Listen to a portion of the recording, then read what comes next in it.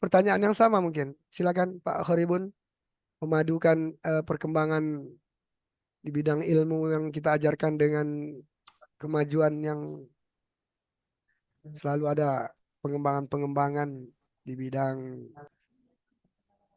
eh, entah teknologi, entah apa ya. Silakan Pak Horibun. Ya Pak, Assalamualaikum warahmatullahi taala wabarakatuh. Salam Waalaikumsalam warahmatullahi warahmatullahi wabarakatuh. wabarakatuh. Terima kasih kami ucapkan kepada Bapak Jamaludin Wadi.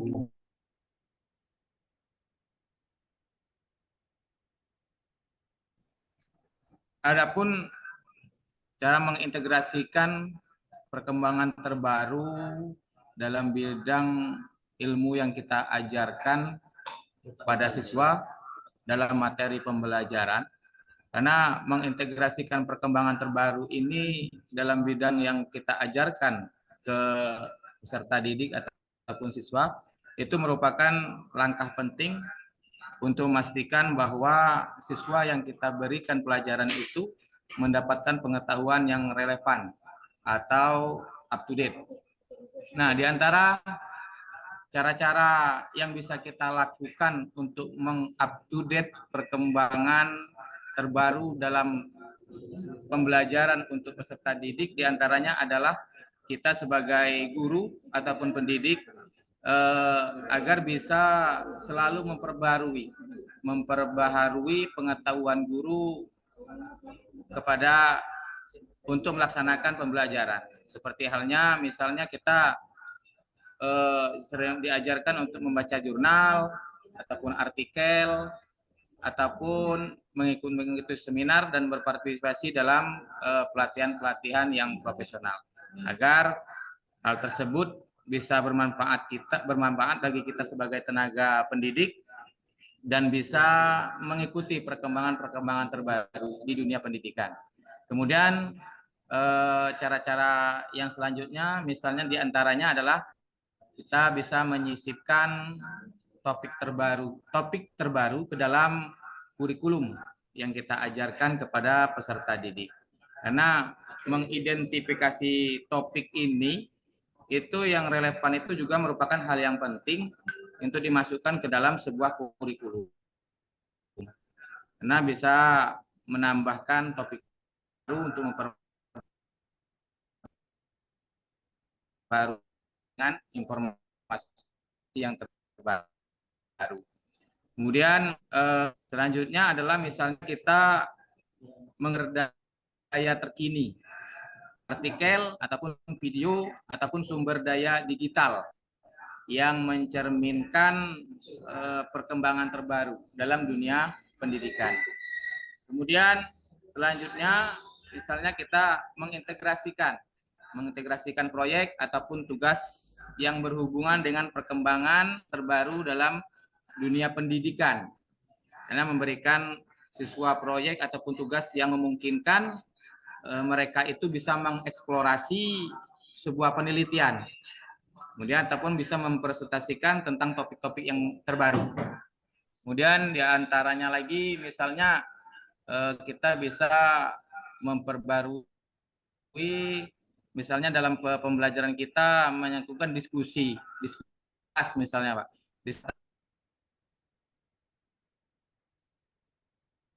Ataupun debat tentang terbaru yang kelas yang mana itu bisa membahas dampak, bisa kontroversi ataupun potensi masa depan dari perkembangan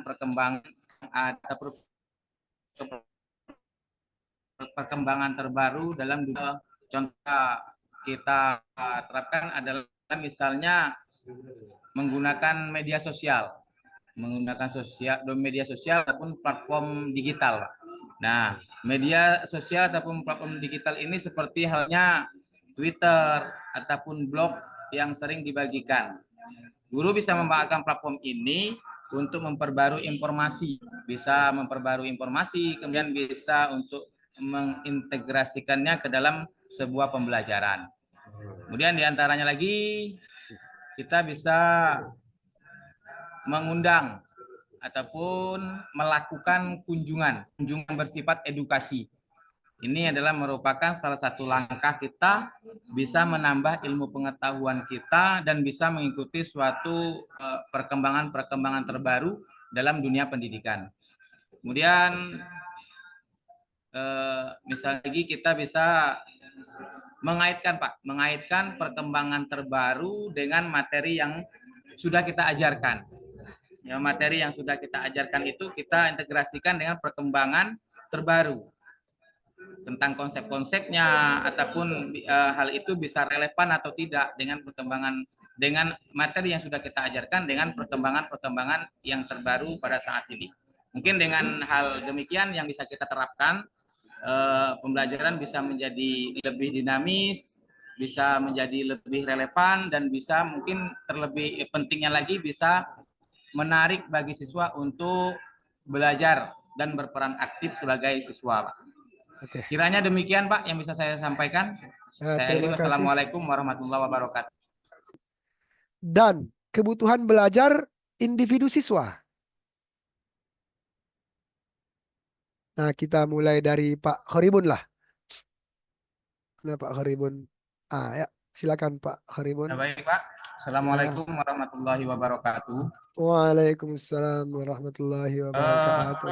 Di antara cara-cara yang bisa kita lakukan dalam mengatasi kesenjangan antara kurikulum yang ditetapkan dengan kebutuhan belajar individu siswa.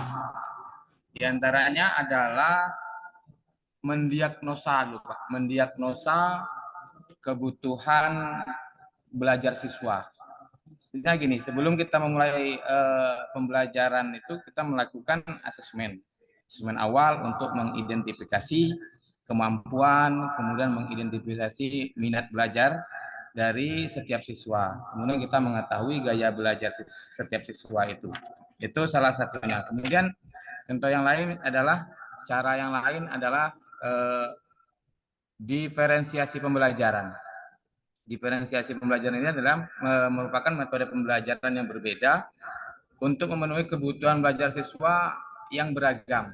Di dalam satu kelas itu kan kebutuhan siswa, kemampuan anak serta didik kita itu kan berbeda-beda.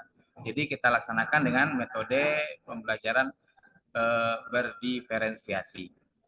Kemudian langkah selanjutnya kita untuk mengatasi kesenjangan tersebut adalah misalnya dengan pendekatan PBL, Project Based Learning, karena metode pendekatan PBL ini bisa memungkinkan siswa itu untuk bekerja pada proyek yang lebih relevan dengan minat mereka, sambil kita sebagai guru tetap memenuhi tujuan dari kurikulum itu sendiri. Kemudian yang selanjutnya adalah pembelajaran individualisasi. Kita menciptakan rencana belajar secara individu ataupun untuk siswa yang memiliki kebutuhan khusus atau kemampuan yang jauh berbeda dari rata-rata. Saya rasa demikian, Pak. Assalamualaikum warahmatullahi wabarakatuh.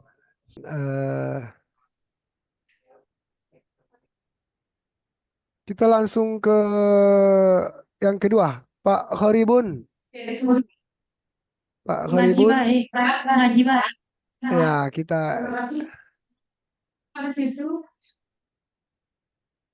Pak Horibun silakan Pak, surah Al-Insyirah. Ya, yang A'udzu billahi minasy syaithanir rajim. Bismillahirrahmanirrahim.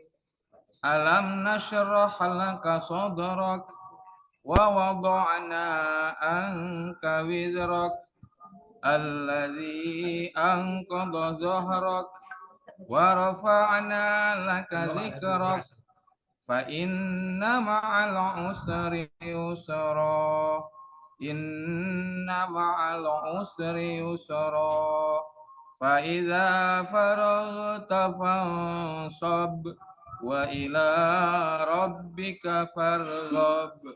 Shadaqallahul azim. Pak Horibun, Ya, Pak. tadi kita baca apa? Surah apa tadi? Saya tadi surah Al-Insyirah, Pak. Al-Insyirah ya. Ya, Pak. Al-Insyirah ini alam nashrah laka sadrak. Itu hukum tajwid apa tuh, Pak? Alam Gimana, Pak? nashrah laka sadrak. Sadrak. Ada hukum tajwid di situ, Pak? Sodrok. Ya, ada. Nggak ada, Pak, kayaknya, Pak. Tidak ada ya. Nggak ada, Pak. Tak ada tajwid di situ ya. Tak ada hukum tajwid di situ ya. Oke, Pak, saya pindah ke ujung sekali. Di ujung wa ila rabbika farghab. Itu hukum tajwid ada di sana yang ditemukan? Ada, Pak. Selain mat apa? Kalau aku bro, Pak. Kalau kubro. Kalau ada kubro, apa yang lain? Ada yang lain Gimana, Pak? selain kubro? Ada kol-kolah lain selain kubro? Kalau ada besar, ada kecil, Pak. Itu Ah, saya mau hidup. tahu yang kalau itu kubro, yang mana yang sugro? Ada tidak sugro Ya, dalam alam nasrah itu?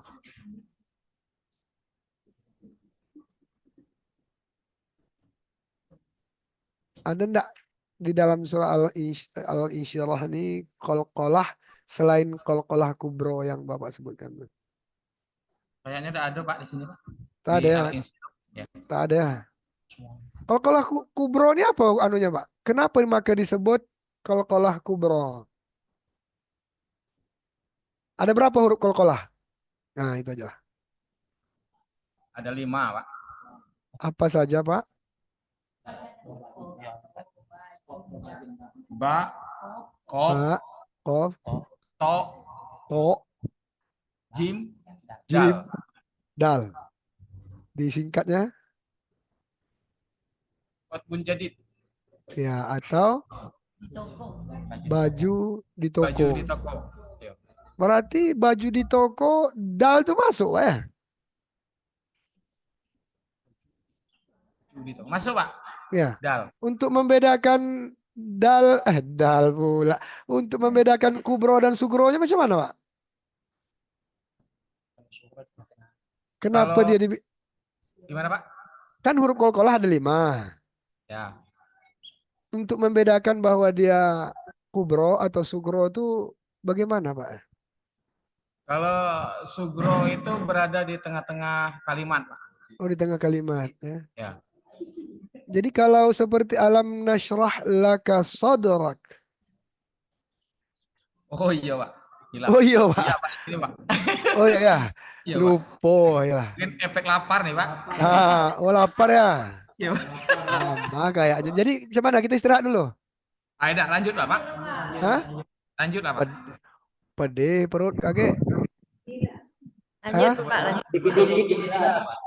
Kebetulan saya hari ini pasok, Pak, di Senin. Kalau Itu yang yuk, Pak ya. Hah? Lanjut ya? Lanjut lah, Pak. Bahas Nah, lah. kalau lanjut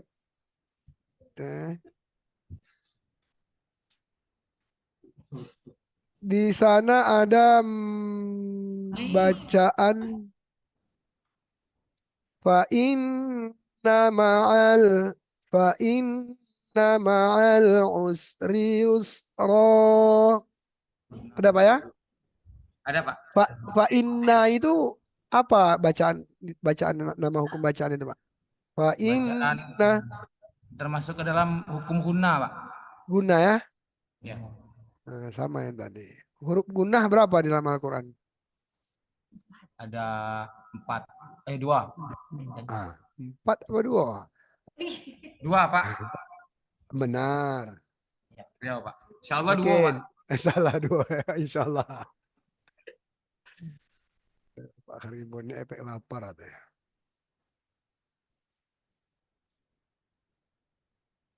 Kemudian saya juga mau dengar Bapak ini alladzi anqada alladzi anqa apa namanya itu, Pak? Yang nun mati Alladzi bertemu dengan kop ya, Pak? yang Nun bukan mati bukan bertemu. bukan bukan yang saya Apa yang yang saya jadikan tekanan itu panjangnya. Oh, Alladzi mat wajib mutasil, Pak? mat wajib mutasil ya. Iya, Mat Pak. wajib mutasil itu apa definisinya? Maka mutasil itu sambung. Mat apa, Pak, definisi? Mat wajib munfasil. Mat wajib ya. Munfasil. Salah. Ganti Mat ya kalau wajib, kalau aku mat ganti wajib ya. munfasil, Pak, ya. Udah pulau. Ah, nanti tengok lagi ya, mat jaiz kah, mat wajib kah. Kalau ragu ditengok. Tahu sebenarnya, cuma karena efek Ganti lapar. pasien lagi Pak, kasihan Ganti Pak. pasien. Ya, oke. Ya. Nanti perutnya lah kriuk-kriuknya. Nah, terima kasih Pak Kharibun. Ya, Pak, sama-sama, Pak. Ah, Terima kasih kembali. ya, saya minta dituliskan apa yang saya bacakan nanti. Bisa, Bu ya? A'udzubillahi minasyaitonirrajim. Wa ma arsalnaka illa rahmatan lil alamin. Ya, Pak. Pak Khoribun wa ma arsalnaka illa rahmatan lil alamin. Iya, Pak Khoribun. Rahmatan lil alamin ya. Kami Pak, baik Pak. Terima kasih. Oke Pak. Setakat ini uji komprehensi yang bisa saya lakukan. Saya baca surah Al-Baqarah Bapak ya. Silakan. A'udzu billahi minasyaitonir rajim. Bismillahirrahmanirrahim. Wa idh istasqa Musa liqaumihi faqul nadrib bi'asakal hajar fanfajarat minhu ithnata 'asyrata 'aina qad 'alima kullu unasim masharabahum kulu washrabu min rizqillahi wa la ta'asaw fil ardi mufsidin. Oke, cukup. Bagus Pak Kharibun bacaannya. Ya, terima Bagus. kasih, Ibu Pak. Nina selanjutnya. Kemudian Pak Kharibun. Silakan Pak Kharibun. Pak Kharibun sudah ada tadi? Belum, Oh, Pak. belum ya. Pak Kharibun belum. Apa tuh Pak Kharibun tulisannya? Agak gelap. Buram tuh Pak. Buram. No, background. Taruh, Pak. Ya, santai Pak.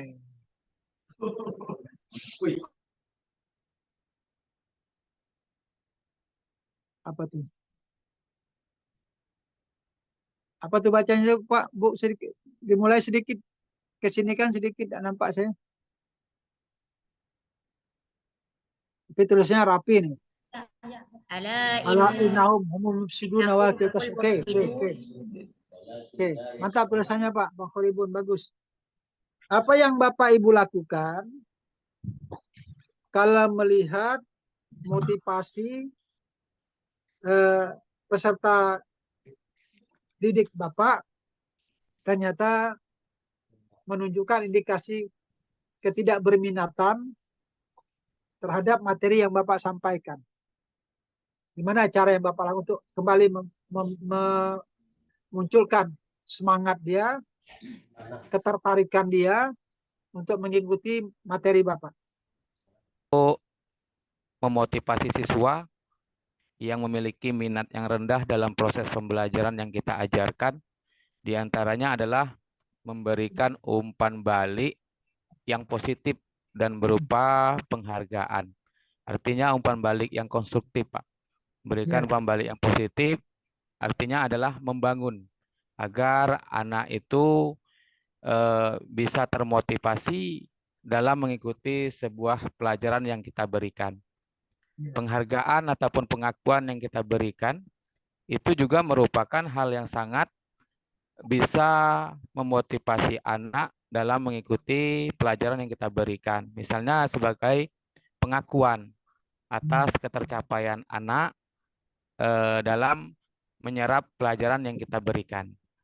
Kemudian selanjutnya adalah misalnya kita bisa menciptakan lingkungan kelas yang positif.